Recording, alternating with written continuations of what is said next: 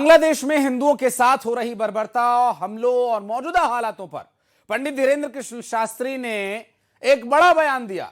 बाबा बागेश्वर ने कहा कि अगर हिंदू एक नहीं हुए तो भारत में भी ऐसे ही हालात होंगे। उन्होंने कहा कि सनातन की रक्षा के लिए संगठित होना अनिवार्य है। वहीं उन्होंने कहा कि बच्चों में सनातन संस्कार जरूर पैदा करें, बिना संस्कारों के संस्कृति की रक्षा नहीं हो सकती। देश में परसों हिंदू को जिंदा सड़क पे जलाया, चौराहे पर, बांग्लादेश में। क्यों जलाया? क्योंकि वो हिंदू था। यदि तुम आज नहीं जगे, तुम भी भारत में जलाए जाओगे। इसलिए हमारी प्रार्थना है, तुम अपने बच्चों को कार, व्यापार देकर मरो या ना मरो, संस्कार देकर मरना। संस्कार रहेंगे तो तुम्हारे बच्चे कार, व्यापार सब खरीद लेंगे, पर संस्कार नहीं रहेंगे ना, हिंदुत्व नहीं रहेगा ना, हिंदुस्तान की संस्कृति नष्ट हो जाएगी। हमारी एक ही चिंता है, हिंदू एक हो, हिंदू एकजुट हो, भारत हिंदू राष्ट्र। और बांग्लादेश में हिंदुओं के खिलाफ अत्याचार को लेकर पूर्व मंत्री पीसी शर्मा ने कहा कि अगर इंदिरा गांधी होती तो अब तक एक्शन ले लिया जाता। वहीं उन्होंने कहा कि यहां प्रोटेस्ट करने से कुछ नहीं होगा, भारत सरकार को एक्शन लेना चाहिए। तो वहीं बीजेपी सांसद आलोक शर्मा ने कहा कि बांग्लादेश में घटनाओं को गंभीरता से लेना चाहिए, कूटनीति से हिंदुओं को भारत लाना चाहिए। श्रीमती इंदिरा गांधी होती तो मैं समझता हूं कि अभी तक बदला इसका ले लिया जाता। उन्होंने इसी तरह की चीजें हुई थी। पाकिस्तान जो है बांग्लादेशियों पे उस समय प्रताड़ित कर रहा था, तो उन्होंने पाकिस्तान के दो टुकड़े कर दिए थे। आज वो नेतृत्व नहीं है कि जो बांग्लादेश आज की तारीख में वहाँ मिलिट्री भेज के शेख हसीना को फिर से वहाँ पे राष्ट्रपति प्रधानमंत्री बना देना था, मिस्टर यूनुस को गिरफ्तार करके जेल भेज देना चाहिए। किसी भी हिंदू के साथ भविष्य के अंदर इस प्रकार की दुर्घटना न हो। मैं एक जनप्रतिनिधि के नाते, भोपाल के सांसद के नाते मैं ये मांग भी करता हूँ कि हमारे जितने भी बांग्लादेश में हिंदू भाई हैं, भारत सरकार कूटनीति के तहत एक सारे विकल्पों का अध्ययन करते हुए उन हिंदू भाइयों को भारत में लाने का मार्ग प्रशस्त करना चाहिए। और चूंकि इस तरह की परिस्थितियां बांग्लादेश में बन रही हैं, भारत में इस पर चर्चा, भारत में इसका विरोध, या फिर जिस तरह से बांग्लादेश में भारतीय उच्चायुक्त को बुलाकर तलब कर उनसे ये जवाब मांगा जा रहा है कि बांग्लादेश के विरोध में भारत में क्यों प्रदर्शन हो रहे हैं। अरे आपको क्या इस बारे में इतना भी अंदाजा नहीं है कि आपके देश में क्या हो रहा है, बांग्लादेश में खुद क्या हो रहा है? और वहां तो छोड़िए कि भारत में भी राजनीतिक दल एक दूसरे के साथ इन्हीं बातों पर अभी उलझे हुए हैं कि अगर ये होता तो क्या होता, वो होता तो क्या होता। इस पूरे विषय पर बातचीत करेंगे। हमारे साथ प्रियंका दुबे जी हैं, भारतीय जनता पार्टी की प्रवक्ता हैं। बहुत स्वागत है प्रियंका जी आपका। शैलेशानंद जी हमारे साथ जुड़ गए हैं, धर्मगुरु हैं। महाराज जी बहुत स्वागत है आपका। और इमरान खोखर साहब हमारे साथ हैं, मुस्लिम स्कॉलर है, बहुत स्वागत है सर आपका भी। और अभी ये जो परिस्थिति बांग्लादेश में बन रही है, महाराज जी आपसे शुरुआत करूंगा शैलेशानंद जी, क्योंकि ये जो हमने देखा ये बांग्लादेश में ये हुआ है, ये सिर्फ उजागर अब बेहतर तरीके से हो रहा है, ये तो बहुत समय से हो रहा है। परसेंटेज देख लीजिए आप हिंदुओं का क्या रह गया बांग्लादेश में, पाकिस्तान में, बर्मा में, श्रीलंका में या और किसी पड़ोसी देश में, ये लगातार हिंदू घटते ही जा रहे हैं और हम यहीं एक दूसरे की कुर्ता किसका ज्यादा सफेद है इसी चक्कर में उलझे हुए हैं। महाराज जी देखिए, सबसे पहले तो हमें ये समझना होगा कि विश्व के जो संघर्ष हुए हैं, जितनी क्रांतियां हुई हैं या जितने युद्ध हुए हैं, वो यदि धर्म के आधार पर हुए हैं तो बेहद विभत्स हुए हैं। मतलब इतने ज्यादा विभत्स हुए हैं कि आपको याद होगा कि जब यहूदियों के खिलाफ हुआ था, बेहद व्यापक हुआ था। पर्शिया, जिसे अब ईरान बना दिया गया, इस्लामिक आक्रांताओं के आक्रमण के बाद में वो अपने आप में बेहद विभत्स धार्मिक युद्ध हुआ था। अब ये जो आज के युग के जो राजनेता हैं, वो स्वयं का जनता के अंदर रोटी, कपड़ा, मकान, शिक्षा, चिकित्सा, यानी कुल मिलाकर के विकास की अवधारणा पर, मानवीय अवधारणाओं पर तो राज कर नहीं पा रहे, क्योंकि हृदय नहीं जीत पा रहे। दिलों पे राज नहीं कर पा रहे, तो ये धर्म का दुरुपयोग कर रहे हैं। धर्म की गुट्टी किनको पिलाई जाती है, आप ध्यान रखिएगा, जो अनपढ़ है, जाहिल है या बेहद जरूरतमंद है। बांग्लादेश हुआ, पाकिस्तान हुआ, श्रीलंका हुआ, इन सब की आप, म्यांमार हुआ, बर्मा हुआ, इन सब की आप स्थिति देखेंगे तो आप पाएंगे कि उग्र राष्ट्रवाद की पहले गुट्टी दी गई, उग्र धर्मवाद उनके अंदर इंजेक्ट किया गया, अब उनको अंधा बना दिया गया। अंधा बनाने के बाद में जो भी वहां पे अल्पसंख्यक रहेगा उसको पर वो आक्रमण करेंगे ही करेंगे। और महाराज जी, दुख की बात यह है कि वहां की सरकार के संरक्षण में ये सब कुछ हो रहा है। एक व्यक्ति पुलिस की हिरासत में नजर आ रहा है, उसे 150-200 पुलिस कर्मचारी घेर कर ले जा रहा है और कुछ देर बाद पता चलता है कि चौराहे पर उसका शव टांग करके जला दिया गया। प्रियंका जी, पीसी शर्मा जी ने कहा है कि अगर इंदिरा गांधी होती तो अब तक एक्शन हो गया होता। नमस्कार। ये जो विषय है से इतर हटके अगर बात की जाए तो ये मैं नहीं कह रही हूँ, ये अगर समझने की कोशिश है कि जमीयत उलमा हिंद के अध्यक्ष मौलाना महमूद मदनी जी ने कहा है कि जो बांग्लादेश में हो रहा है वो इंसानियत को शर्मसार करने वाला है। और आज की डेट में अगर हम कहें हमारे कॉन्टिनेंट में जिस तरीके से कट्टरवाद बढ़ा है, जिस तरीके से जो हिंसा बढ़ रही है, ये मानव को और धर्म और किसी भी धर्म को शर्मसार करने वाली है। इसके ऊपर लगाम लगाना चाहिए, इसे कम करना चाहिए और किसी भी तरीके से इसको बाधित करना चाहिए। तो ये मैं नहीं कह रही हूँ, हमारे मौलाना कह रहे हैं, हमारे उलेमा कह रहे हैं, हमारे धर्म गुरु कह रहे हैं, परंतु मैं एक चीज से थोड़ा सा कम इस बात पे विश्वास रखती हूँ कि अनपढ़, अशिक्षा या अभावग्रस्त व्यस्त, अगर हम बात करें, अभी जो हमारे यहाँ पे अल-फलाह यूनिवर्सिटी वाला मामला निकल के आया था, जिसमें सभी लोग MBBS, MD, MS सर्जन है, इंजीनियर है, अफजल गुरु पढ़े लिखे थे। अगर हम बात करते हैं उसके बाद में, अगर हम बात करते हैं ओसामा बिन लादेन की, वो खुद इंजीनियरिंग की डिग्री रखते थे।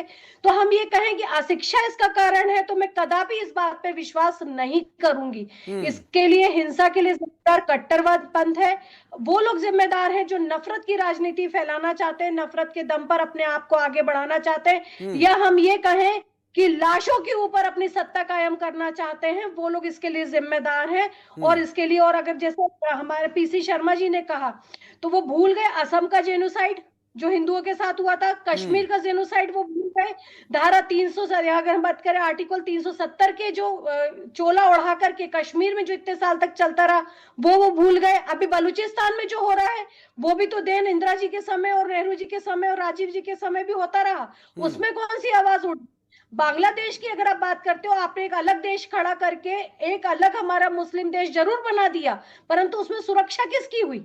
तो राजनीति करने से इतर हम सौहार्दपूर्ण वातावरण में रहने वाले लोग हैं, शांतिपूर्ण वातावरण में रहने वाले लोग हैं, वसुदेव कुटुंबकम की धरती पे हम विराजित हैं। और हम कोशिश यही करेंगे कि जहां शांति और प्रेम के धर्म के रूप में अगर हम लोग सभी धर्म संभाव के लिए कार्य करते आए हैं, आगे भी अगर शांति चाहिए तो शक्ति को पास में रखना होगा।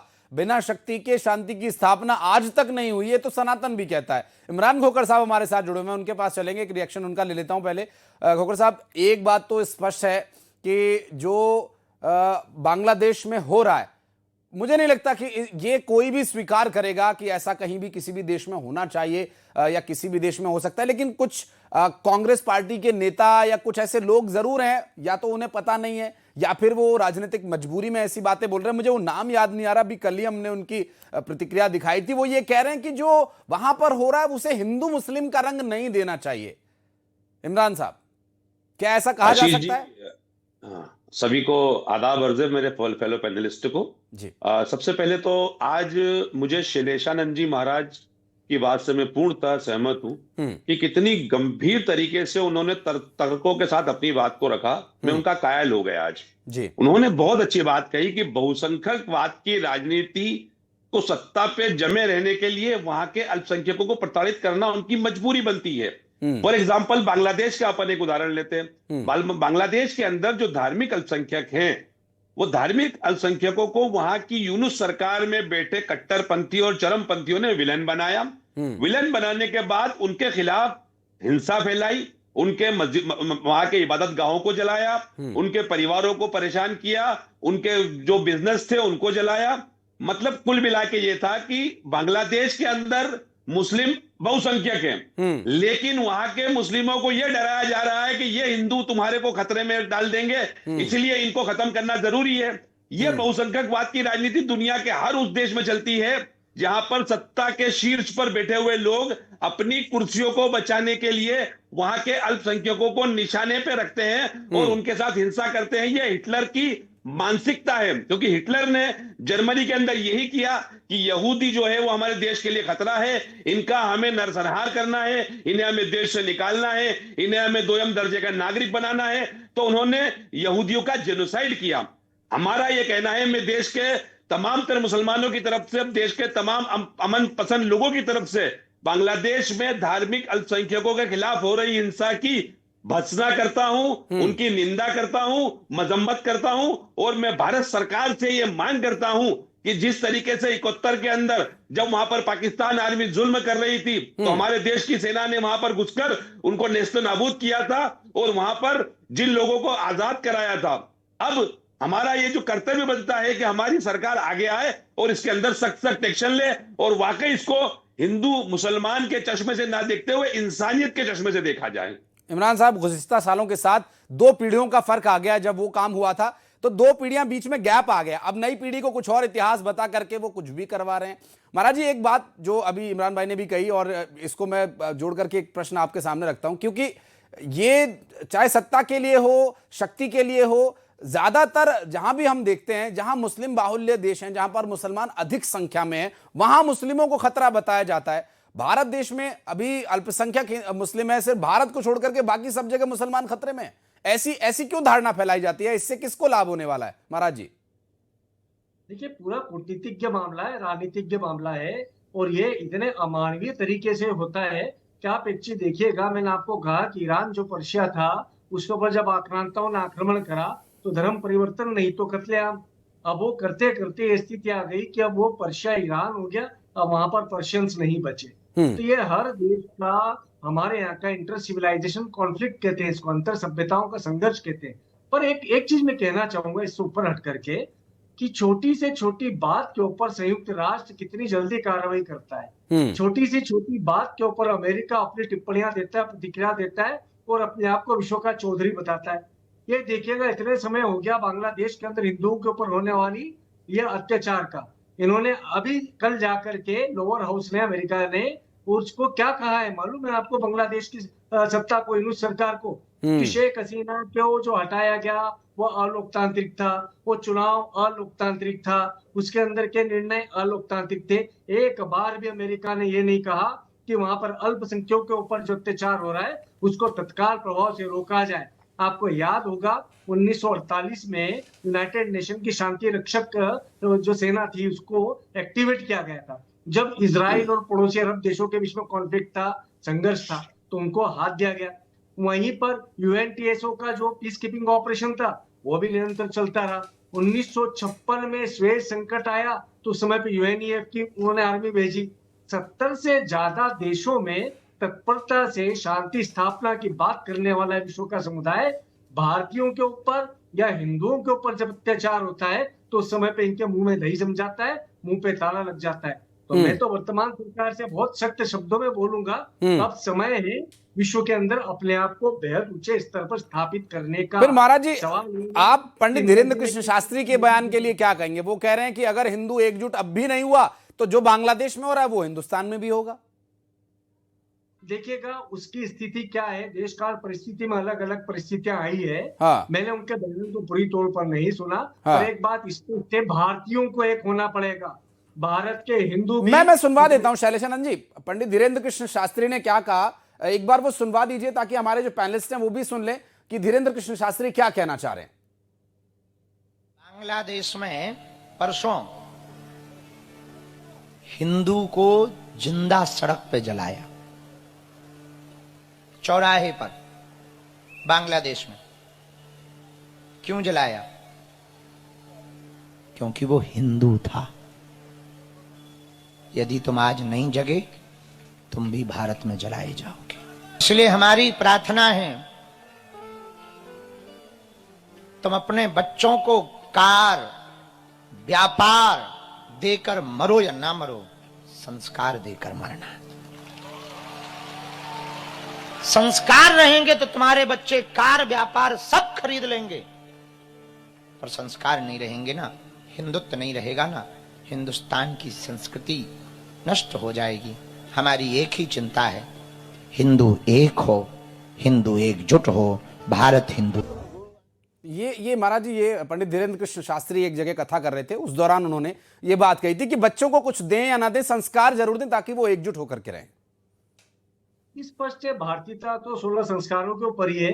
देखिएगा, वैदिक वाङ्मय जो कहता है वो प्रेम, विश्वास और शांति की बात करता है। लोका समस्ता सुखिनों की भवन्तु की बात करता है, वसुधैव कुटुम्बकम की बात करता है। पर एक बात स्पष्ट है कि कुछ लोग एक हिडन एजेंडा के तरह गजवाए हिंद की बातें करते, तो उनके खिलाफ तो एकजुट होना ही है। पर संपूर्ण भारतीयता को एकजुट होना बेहद जरूरी है, क्योंकि हमारे यहाँ के संस्कार अनेक विधर्मियों के अंदर भी हमारे यहाँ के संस्कार है, तो उनके वो संस्कारों को भी जागृत करना होगा और भारत को एक प्रबल राष्ट्र बनाना होगा। तो ये बिल्कुल सही समय वो विधर्मी वाला जो मसला है, वो एक समय काल परिस्थिति के अनुसार वो कुछ लोगों का हुआ जरूर, लेकिन वो सनातन परंपरा से उनकी पीढ़ियां भारत में रह आई हैं, तो वो कहीं ना कहीं खून का भी कहते हैं कि असर हमेशा दिखता है। हमारे साथ भारतीय जनता पार्टी की प्रवक्ता भी जुड़ी हुई है लगातार। प्रियंका जी, चूंकि पंडित धीरेन्द्र कृष्ण शास्त्री हमेशा हिंदू राष्ट्र की बात करते हैं और इसलिए वो अक्सर बहुत सारी पार्टियों के निशाने पर भी रहते हैं, बहुत सारी पार्टियां उन्हें सपोर्ट भी करती हैं, लेकिन अभी जो बयान सामने आया कि अगर हिंदू एकजुट नहीं हुआ तो जो बांग्लादेश में हो रहा है वो भारत में भी होगा, कितना इत्तेफाक रखती है इस बात से आप? देखिए, हमारी जो सनातन संस्कृति है वो सदैव वसुधैव कुटुंबकम के भाव से, सर्वधर्म समभाव के भाव से चली है। हिंदुत्व एक भाव नहीं है, एक हम जीवन प्रणाली के तौर पे उसको देखते आए हैं, और इसी का एक बहुत बड़ा अच्छा एक कह सकते हैं उदाहरण है कि मुस्लिम समाज के सभी मत पंथ हो, चाहे क्रिश्चियन कम्युनिटी के हो, चाहे सिख कम्युनिटी के हो, सभी लोग मिलजुल करके रहते आए हैं और आगे भी रहेंगे। तो बेहतर है कि जो ये भाव है वो बना रहे, इसके लिए सभी को एकजुट होकर के, साथ होकर के अपनी एकता का जो कह सकते हैं कि उदाहरण पूरे विश्वव्यापी तौर पे हमें देना भी चाहिए। परंतु ये भी है कि पर सभी मंचों पे से हमने भी कहा है कि बटोगे तो कटोगे, इसलिए जरूरी है कि आपकी एकता बनी रहे। आप लोग सभी अपनी एकता का प्रदर्शन, एकता में मैं सभी की एकता की बात करती हूँ, चाहे वो किसी भी मत पंथ से आते हो, किसी भी पूजा पद्धति से आते हो, परंतु ये जरूरी है। और ये जो बांग्लादेश में हो रहा है, जैसे मैंने आपको बताया कि मौलाना महमूद मदनी जी ने कहा, उसके अलावा इमाम उमर अहमद इलियासी जी जो आपके अध्यक्ष हैं, मतलब प्रमुख अपने इमाम माने जाते हैं, तो उन्होंने भी इस बात पर से खंडन किया कि जो इस समय बांग्लादेश में चल रहा है शर्मसार और मानवता को, और जहाँ कहा जाता है कि जो मुस्लिम धर्म है वो एक शांति का धर्म, प्रेम का धर्म है, उसको तो शर्मसार करता है, और जो नॉन मुस्लिम है उनके साथ इस प्रकार से करना तो और भी ज्यादा शर्मसार करने वाला है। फिर वही सवाल घूमकर आ जाता है, ये उसी बांग्लादेश भी तो उसी वसुधा पर स्थित है, जिस वसुधा को हम कुटुंब मानते हैं, उसी वसुधा पर बांग्लादेश भी बसा हुआ है, और हमने ही तो पैदा करके दिया, हमने ही उन सैनिकों के हथियार रखवाए, साइन कराए, ये लीजिए मकान, ये लीजिए दुकान, रहिए आराम से, शांति से रहिए। पर वहां पर यह स्थिति आज पैदा हो जाएगी, इस बात की तो उम्मीद किसी को नहीं थी। इंदिरा गांधी होती तो शायद एक्शन हो जाता। इंदिरा जी अगर थी तो कश्मीर के समय भी थी, इंदिरा जी बलूचिस्तान के समय भी थी, इंदिरा जी हम बात करें तो जब बांग्लादेश की बात हो रही थी तो उसको अगर हम बात करते हैं मुस्लिम माइनॉरिटीज, और वहां पर जब असम में जेनोसाइड हुआ तब भी थी, और खालिस्तान को अगर कह सकते हैं एक विश के तौर पे व्याप्त कर रही थी, तो और जो ऑपरेशन ब्लू स्टार हुआ था तब भी इंदिरा जी थी। तो मैं इस पे राजनीति के मामले में वे फिर कहूंगी कि जिनको गिद्धों की तरह लाशों की राजनीति करना है उस पर बांग्लादेश और पाकिस्तान की बात आती है तो बहुत पुराने नेताओं को भी कांग्रेस पार्टी के नेता उतार लेते हैं राजनीति में, जो इस दुनिया में नहीं भी हैं। क्योंकि अब आखिरी समय बहुत कम रह गया है कार्यक्रम में, इमरान भाई का मैं चलते चलते जरूर इस पर एक रिस्पॉन्स लेना चाहूंगा। इमरान साहब, क्योंकि जहां भी हम देखते हैं जहां मुस्लिम कम संख्या में है वहां बहुत शांति से सब कुछ हो रहा है, भारत में बहुसंख्यक हिंदू हैं, अल्पसंख्यक मुस्लिम है, तो बहुत से क्षेत्रों में शांति है। लेकिन जहां जहां चाहे पाकिस्तान हो, बांग्लादेश हो, ईरान हो, या और भी जो जितनी भी जो तथाकथित मुस्लिम कंट्रीज हैं, वहां पर ऐसा क्यों होता है? वहां पर इस तरह की परिस्थितियां क्यों बनती हैं? बार बार ये सवाल उठ रहा है। आशीष जी, मैं आपके इस तर्क को पूरी तरीके से खारिज करता हूं। उसका एक एग्जांपल देता हूं। जी। गल्फ कंट्री जहां पर बहुतायत मुस्लिम है, बहुसंख्यक मुस्लिम है, लेकिन वो वहां घोषित पर मुस्लिम लाखों कंट्री की- नहीं है सर। बात तो सुनिए सर, जी। सर पूरी बात तो सुन ठीक है लीजिए, सर, बात ठीक तो है सुन सर। लीजिए जी, आशीष जी, जी। जी। मेरा निवेदन ये है कि अरब कंट्रियां जहां पर लोकतंत्र नहीं है, अरब कंट्रीज वहां पर कई हिंदू बड़ी बड़ी पोस्ट पर लाखों रुपए महीना, करोड़ों रुपए सालाना वहां पर बैठ के कमा रहे लाखों लोग हैं। वहां पर कभी की लिंचिंग नहीं होती। आपको लिंचिंग कहां मिलेगी, मैं समझाता हूं। पाकिस्तान, हिंदुस्तान, श्रीलंका, बर्मा, भूटान, अफगानिस्तान, बांग्लादेश, ये जो हमारा एशिया का, वेस्ट एशिया का जो ये इलाका है, जहां की राजनीति अल्पसंख्यकों को दबाने के लिए की जाती है, वहां पर इसी तरीके से अल्पसंख्यकों को विलेन बताया जाएगा। चाहे वो हिंदुस्तान में मुसलमानों को बताया जाता है, अफगानिस्तान में हिंदुओं को बताया जाता है, पाकिस्तान में हिंदुओं, सिखों, क्रिश्चियनों को बताया जाता है, श्रीलंका के अंदर हिंदुओं को, तमिलों को, मुसलमानों को बताया जाता है। हर देश के अंदर जहां पर बहुसंख्यकवाद की राजनीति होगी, सत्ता की कुर्सी जिनको बचानी है, उनको अल्पसंख्यकों को हर हाल में विलन बताना है, उनको हिंसा करनी है, ताकि वहां का बहुसंख्यक हर हाल के अंदर सेटिस्फाई रहे कि अब्दुल टाइट है या यहाँ का अल्पसंख्यक टाइट है। हम लोग अपनी सत्ता की कुर्सी बचाए रखेंगे और हमारी दुकानदारी चलती रहेगी। यह बहुत ही निंदनीय है सर। और मैं इसकी फिर से एक मुसलमान होने के नाते इंसानियत के तौर पर बांग्लादेश में जो अल्पसंख्यकों के खिलाफ हिंसा हो रही है, उसकी कड़ी से कड़ी निंदा करता हूं। बिल्कुल, और हम सबको मिलकर इस तरह की घटनाक्रम और इस तरह की हरकतों की निंदा करनी ही चाहिए और ऐसी घटनाओं की पुनरावृत्ति ना हो, इसके लिए भी अपने अपने स्तर पर हमें कुछ ना कुछ कदम उठाने की आवश्यकता है। बहुत शुक्रिया आप तीनों खास मेहमानों का हमारे साथ जुड़ने के लिए, समय निकालने के लिए, बातचीत करने के लिए। चूंकि जिस तरह की परिस्थिति बांग्लादेश में बन रही है, उसको लेकर के लगातार जो ताज़ा अपडेट्स हैं वो तो हम आप तक पहुंचाते ही रहेंगे। लेकिन चूंकि इस वक्त सिचुएशन ये है कि बांग्लादेश में भारतीय उच्चायुक्त को बुलाया गया है और उनसे ये पूछा जा रहा है कि भारत में बांग्लादेश विरोधी नारे क्यों लगाए जा रहे हैं। और अब बढ़ते आगे, दिखाते हैं आपको 20 बड़ी खबरें।